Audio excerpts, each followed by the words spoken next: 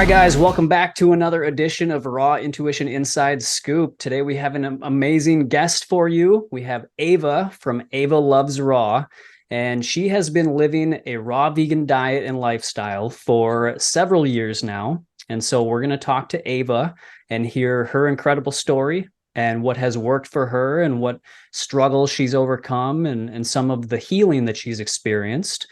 And so I'm excited to introduce you. I think this is the first time she's been on the channel, but here she is. Eva, thanks for joining us. Yay. Thank you so much for having me, Matt. I am so excited to be here. Thank you. My pleasure. My pleasure. Thank you. So yeah, first off, let's just go over a little bit of your health journey and what healing you've experienced and kind of how did you get into this lifestyle in the first place? I think my story is very similar to a lot of people's stories when they first get into the lifestyle. It's like you've been sick and you've not been doing so well. And like many people, I came to the lifestyle in those very dire conditions. My hormones were all over the place. I had been having severe female issues where my periods would last for weeks and left me very debilitated and weak. And my hormones, obviously hormones play a vital role in your well-being. And they were leaving me, the fluctuation in hormones, I should say, left me with mood swings, hair loss, bad skin. Aside from that, I had really poor digestion. I had just an overall feeling of not feeling well, always being fatigued, no matter how much coffee I drank. And I was also very addicted to sugar and refined starches and processed foods, things like this. I was like the queen of vegan junk food. And I just felt like crap, basically. That's just the best way to describe it. Really bad brain fog and all of that. So I hit my mid-40s and I hit a brick wall. All the thing I had been, sort of like, hopping along. And when I hit my mid-40s is when all of it just came crashing down on me. And I was just in a really bad place. So that's sadly how I found raw foods. I wish it had been through better circumstances, but that's what happened. Yeah, I mean, usually that's what it takes for a lot of people to look for alternative answers, right? Most people just kind of go along until, it's the pain is just too much. Yeah. And so they start looking for other routes. So what were kind of your first steps getting into it? So I had been a vegetarian, and then I had been a vegan, but sadly a junk food vegan. I was, eating white pasta and French fries kind of vegan and all the vegan junk foods. And so my first steps into it were, I was just feeling so bad. And someone somewhere had mentioned the Hippocrates Health Institute, and I lived in Florida at the time. So that kind of planted a little seed, and they had said how so-and-so had gone there and they had healed from cancer. They had healed from, they had had heart disease or autoimmune, whatever it was. And I just thought, well, if they healed those things, I wonder what they could do for me. So I went to Hippocrates. That's how I got started into the lifestyle. And I was there for 9 weeks. I did the Health Educator program, where I first was there for myself, and then I just wanted to learn how to teach it to others. So I did that after, and I just learned so much. And then I went home and I tried to apply what I had learned there, but obviously I had to make some adjustments to make it work for me. And then I just continued the process of learning. I studied all the other books, all the other raw food teachers. I didn't just took what I learned at Hippocrates and called it a day. I also wanted to learn other ways of healing and other modalities, and the high fruit, the low fruit, the high fat, the low fat, the gourmet, all of the ways. I was just so curious. So yeah, that's how I got started at Hippocrates. Nice. So yeah, there's a lot of things in there that you said that I've noticed similarities between many of the people that are successful on this diet and lifestyle long term. That you've shared that you just shared there. But what do you think are some of the reasons why so it's been how many years you've been living this way? 7 years, yeah. So what are some of the main reasons that you believe are contributors to why you have been so successful, getting onto this path and sustaining it? Well, I have to say, when I first started, I was very rigid and dogmatic, and I believed that any amount of cooked food was going to send me into a tailspin of being intoxicated again with cooked food. And I was just very much into all the cleanses, all the colon this and the juicing and just everything. And it was just really a little over the top. But I didn't, I pulled all the stops because I was feeling so awful that I really was so desperate to look for healing that I did everything. I even did a liver cleanse where I ate nothing but garlic and apple slices for like 3 days straight. And then I drank like a glass of olive oil. Like I did, just crazy stuff. And I did the blessed herbs cleansing, and I just did the colonics, and I did enemas, and I did the juice fast. I did everything. But that's not sustainable. Like that level of, there's a time and a place for everything. But for me, I think what's shifted later and what's keeping me actually thriving in the lifestyle is that I'm not so dogmatic, first of all, and I'm not so obsessed. And my mindset has shifted from rigid and dogmatic to just more relaxed, more joyful, more like it's okay. It's only food. I mean, for goodness sakes, like we are so focused on the food. There's just so many other aspects to wellness and healing that have nothing to do with the food. Like food is one piece of the pie, if you will, but there's just so many things. And then I got into the blue zones and why they're thriving and why those people live till they're 100 and whatever, and they're just like hopping along, with their sheep, or they're going to church or whatever it is they're doing. And I'm just like, they're not raw foodists. So in the end, what I have found for myself is that raw food is amazing, but it's not the only answer. It's not everything. It's like, I don't want to be in the raw food church anymore. Like I was at the beginning, I was like a raw food zealot, if you will. And those days are behind me. Like, thank God. I have seen that raw food is amazing and it heals, but your mindset is also what needs to heal more than anything. And basically, yeah, that's what's keeping me. I enjoy the food, but now if I have something like, I don't know, like a sweet potato, I don't think, oh, my white blood cell count is going to go up and, it's not good and I have to detox and do a colonic. Because honestly, that's not healthy either. So yeah, I think that's what's keeping me thriving, that I'm eating all the raw food, but my mindset is one of joy, and this is amazing. And nothing is coming from fear anymore. It's all about, this is an abundant, amazing lifestyle that I feel so amazing on, but I'm not afraid of good food, bad foods versus good foods, or, all of that dogma that unfortunately is very prevalent in the community. Yeah, that's a lot of I have the same feelings about a lot of that, and how you looked for multiple teachers. You tested a lot of different things to see what actually worked for you. You've taken a balanced approach. You've tried to avoid some of those more extreme things.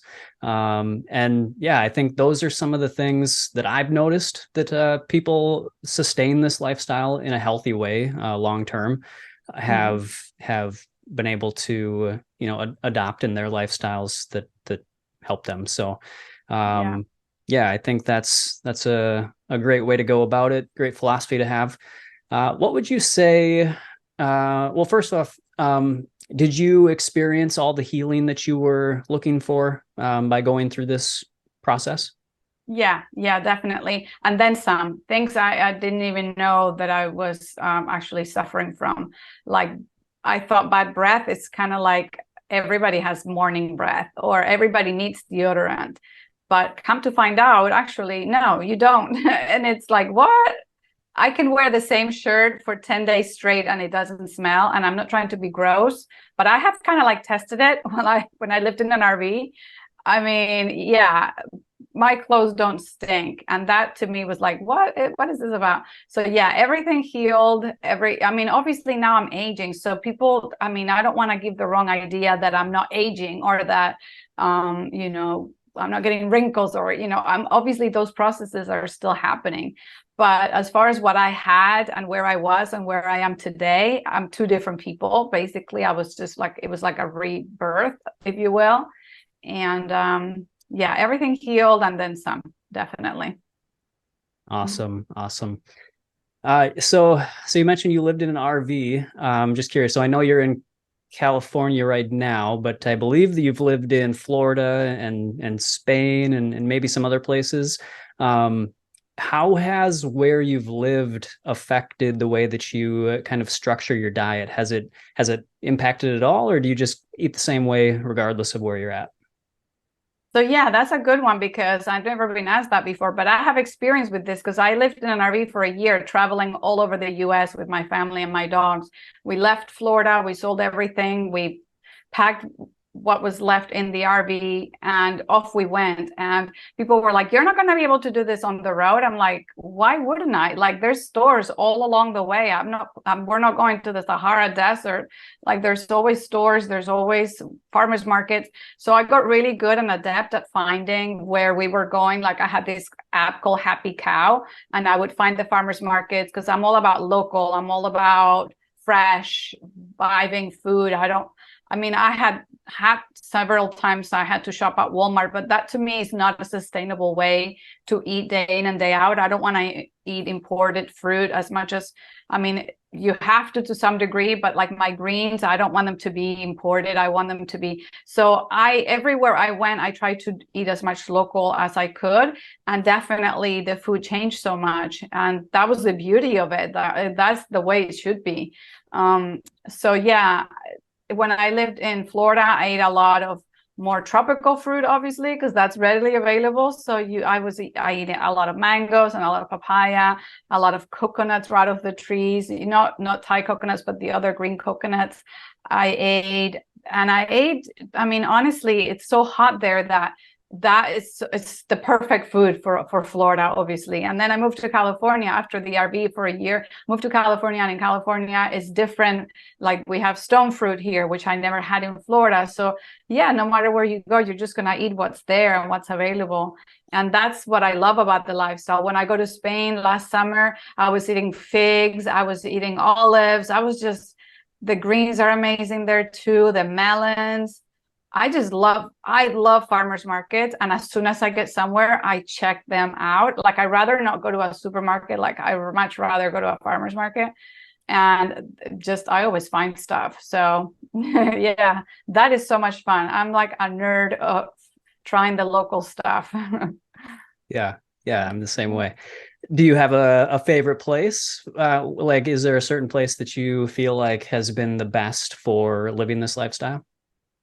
To be honest, I have found California to be very accommodating to what I like. Because what I found in Florida was a lot of the stuff was imported, believe it or not. Like, there was a lot of local fruit, but all the greens were from California. I'm like, wait, what?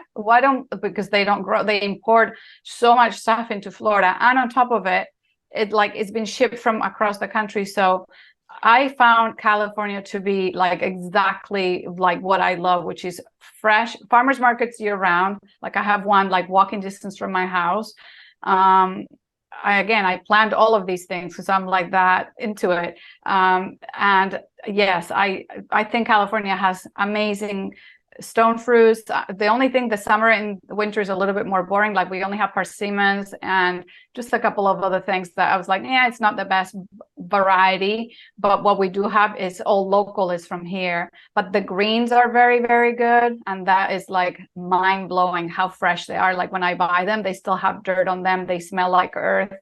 It's just amazing. And I can buy that all year. So I'm sold. I like it. I like Southern California. Not for Nice. all the reasons, but that reason I love. Yeah. Okay. Yeah, that makes sense.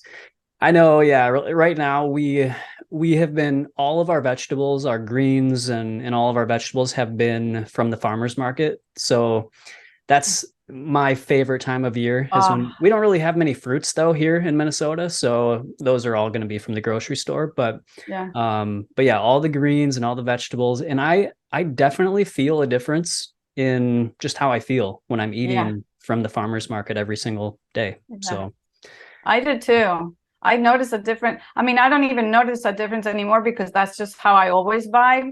But if I travel or I go somewhere and I don't know, it's not as good, I'm like, oh man, I really miss like the good food. Like I'm all for smelling the fruit and the like I'm always smelling stuff. And you go to the store, nothing smells. Like, why doesn't the fruit section smell of anything? It's like disinfected.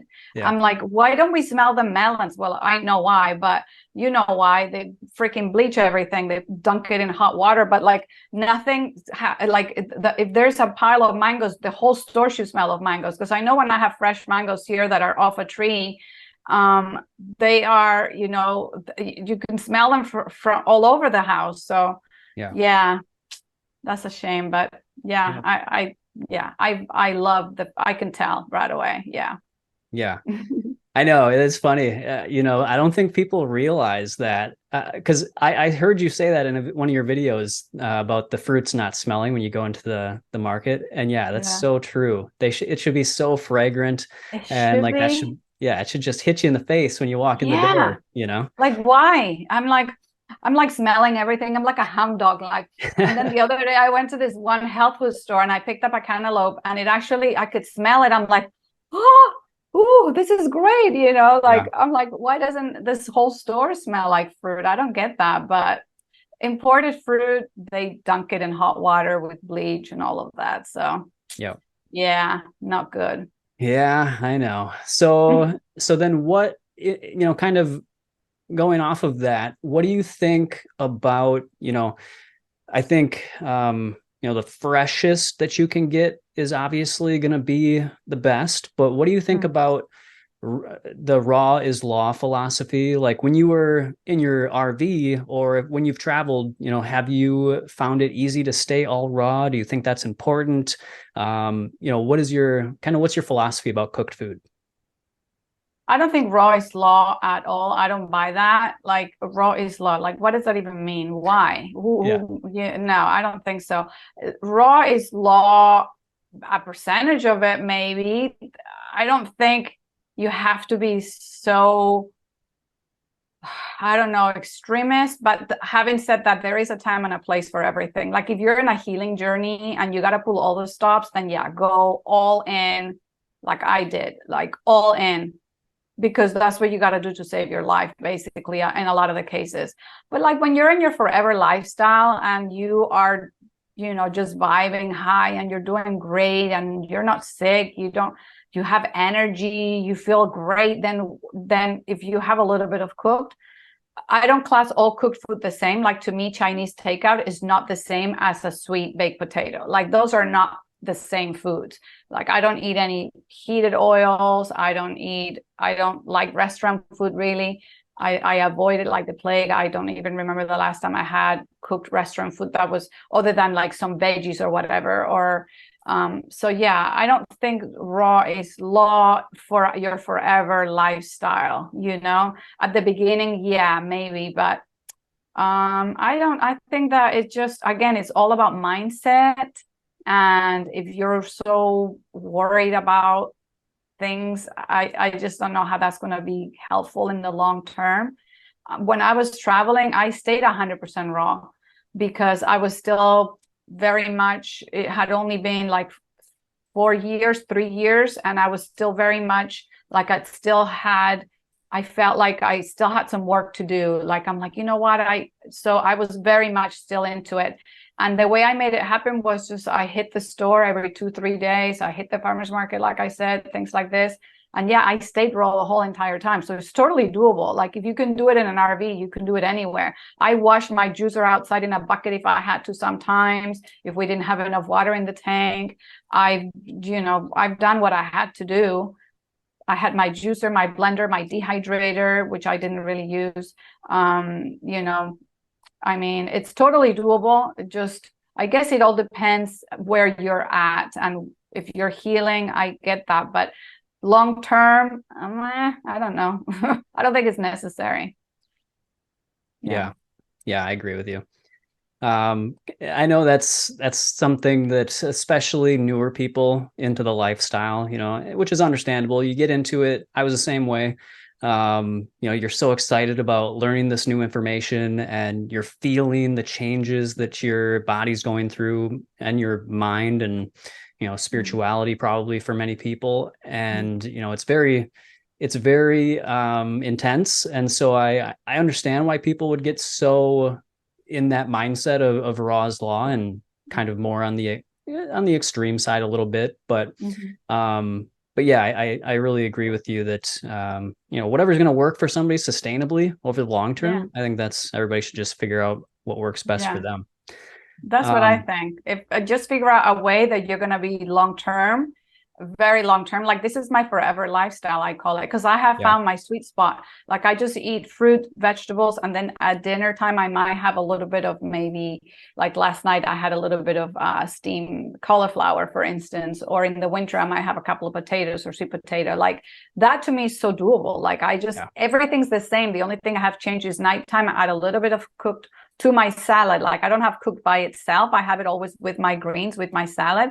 It's so satisfying. You're just so happy. It's a little easier. And it's like, yeah, I could do this forever. Where before I was more like a little afraid, a little apprehensive about, can I sustain this forever for the rest of my life? I never really felt that I could do it 100%. And even when I told myself that I could, it was a little sad, because I'm like, oh, I'll never have popcorn, and popcorn is one of those things that I missed when I was 100% raw.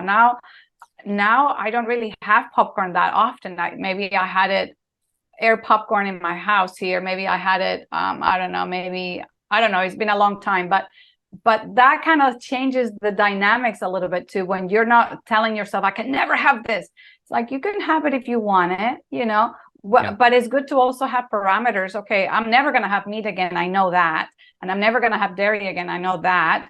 But popcorn, maybe I could have that once in a while. Or a yam, or brown rice, or beans. Yeah, okay.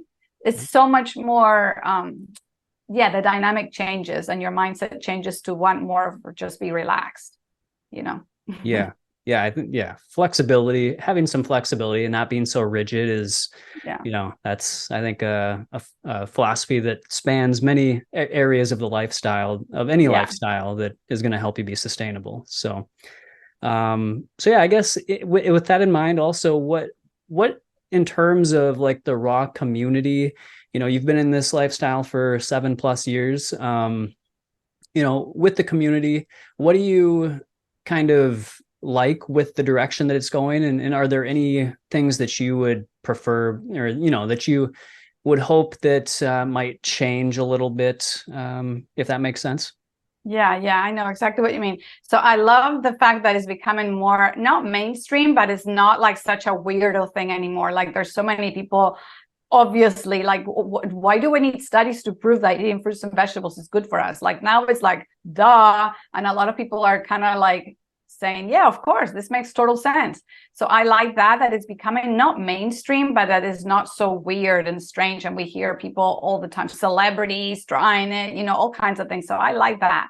I think it's exciting times ahead, like the shift towards natural eating. Like, this is an ancient lifestyle. This has been around forever. This is the way we've always eaten. This is it. Like, and I'm glad that it's like kind of becoming a lot more popular.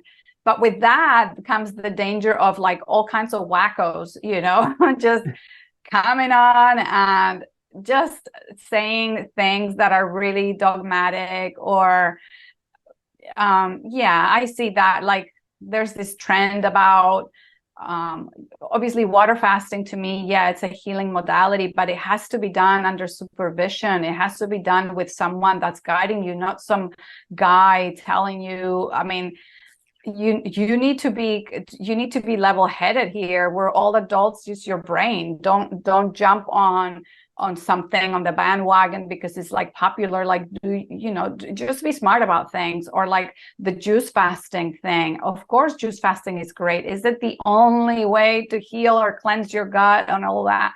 I mean, I think it's better to just kind of like get the lifestyle under your belt a little bit, and sort of like practice it a little bit, and then maybe do a juice fast. But like, there's this tendency for like the easy way out, or the silver bullet, or like, I don't know, like follow this recipe and you'll succeed, where it in fact is a lot more, it's just a lot more amorphous than that. It's just kind of like you got to figure out every day as it comes. Different things come up, different challenges come up. There's no one path that works for everyone. And that's what I don't like. Like, I see a lot of people just telling you what to do, and it's like, dude, everybody's different. How there's people, first of all, you know nothing about the person's history or medical history, or where they are mentally, or where they are physically. Like, how are we prescribing a one size fits all solution? So that's one of the things that kind of like, I don't know if this is healthy, but overall, it's a good thing to juice fast. But I have also seen people that juice fast and then they fall into a tailspin after, where they don't know how to proceed or what to do. And like, they start binging on food again with a vengeance, and they put all their weight back again. And so, yeah, I mean, we have this tendency to look for like remedies and things like this, but honestly, I it's not a one size fits all. Like, you got to find your way, and you got to get maybe one-on-one help, or, just use your head a little bit. Yeah. Yeah, no, that's very well said. Couldn't agree more. I've got two more questions for you.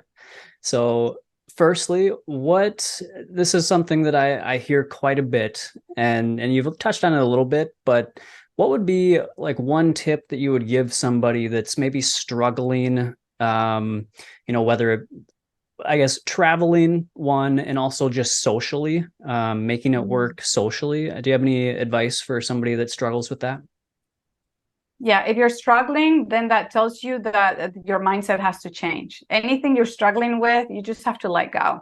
The more you resist something, or the more you struggle with something, the more it's going to stick around. So, and I've been there, done that. Like, I've been so nervous about going out, so nervous about what are they going to think about me. Like, if you're struggling with something, that just tells you, let it go. This is not important. This is something that's controlling you. And so, yeah, going out can be a little challenging at first. I know, because I was very strict, 100% raw fooder for many years. And I used to worry about it, which is like, I'm missing the whole point. Like, I'm going out with friends, family. This is like a good time. And I'm worried about what I'm going to eat or what people are going to think. And so you have to change that mindset there. Like, first of all, no one really cares what you're doing, honestly and truly. No one really cares. No one even notices that much, unless they're kind of like in your face, kind of in your business. But have something before you go out. So you obviously are in a better head space. You're not starving. You're not like, oh, the bread basket, and you jump on it. So, take some precautions, eat a little something. Like, I would always have a big smoothie, and then you just order the salad. Honestly, that's all you're going to find. But just realize you're not there for the food. Like, I'm not a restaurant foodie. And I'm there for the company, for the fun. I order maybe a little seltzer water with a splash of cranberry, and maybe I'll order, I don't know, sometimes they have olives, or sometimes they have whatever, just whatever you can find. Don't make it about the food, and definitely change your mindset. Not be worried about something so silly as going out. Like, what, like, really, honestly, if that's what we're worried about, we need to have bigger problems, right? Like, just think some people don't even have food to eat. So I don't know. That's kind of where I'm at now. Like, I just don't worry. And I love sharing my joy with other people. And if they're inspired by what I'm doing, great. If they're not, great. I don't push it on anyone. I'm not there. Like, I used to be the preachy vegan, right? Like, like, how bad can it get? And I used to be like, oh, you shouldn't eat this, you shouldn't eat that. Da, da, da, da. Nobody asked me. Nobody made me the judge, Yeah. So I'm not that person anymore, thank God. And I'm just there to share with them my time. Awesome. All right, last question. Kind of, there might be one more, but so I know you have a community that you host. Do you want to talk a little bit about that before the last question? Yeah, so thank you for asking that. That's like the highlight of my day, actually. I have this community where I just kind of felt like, wouldn't it be cool if we could have a bunch of women, because it's mostly women, that we just kind of help each other, encourage each other. We share what we eat, that kind of thing. So I created a community. I know some people are like, well, now you're charging money. It's like, I'm charging a little bit of money, but I'm putting in a lot of effort. Like I give people a when they come on, I call them and we have a chat. And I don't know, I just think that it's good to have someone that gets you. Like when I first started, I was the only person, other than the people on the comment section on YouTube. I did not really know anyone, and I didn't have anyone to share with, like, okay, what are you eating, or what do you think of this, or what do you think of that, or what should I do about this, or should I be concerned about that, or like I had no one to bounce off of. So I spent a lot of money talking to coaches and things like that, when in fact what I was really looking for was just a group of people that I could be myself around, and that would get what I'm doing, and they wouldn't think I'm crazy. So I'm just like, after a while, I'm like, I'm just going to do my own group. And that's what I've done. And it's cool. I like it. It's truly amazing to be surrounded by like-minded people. Yeah. Yeah. Awesome. So I'll leave the link, or the link to your group in the description box below if anybody wants to go check that out. I highly recommend it. I've been a guest in there a few times, and it's Yeah, incredible. So I definitely know. highly recommended. You're like our favorite guest. Everybody's asking, when is Matt coming back? Yeah. I appreciate that. Thank you. Yes. So, okay, last question, and maybe this is the same answer as what you just kind of talked about, but what would you say is what's one thing, if you were going to tell somebody, do this if you want to be successful long term, what would like one thing be that you think is important? Well, one thing would be, I don't know if I could say one thing, but I would say one important thing would be have fun with it. Mm. Don't worry. Everything's going to be okay. You're going to be okay. You're going to figure this out. It just is a little bit of trial and error at first, like make sure you're eating enough calories and all of that. Also, I'm much more now into variety, which I wasn't so much at the beginning. I'm more like into trying, like the other day I bought radicchio. I haven't had radicchio in a long time. I'm like now trying to just like make sure that I'm eating a greater variety of stuff. But I would just say, look, have fun, have fun. This is a fun lifestyle. You're going to have a lot of fun because you're going to feel so amazing. You're going to have a lot of fun. So don't worry. Don't worry. It's going to be okay. Perfect. Yeah, that's great advice.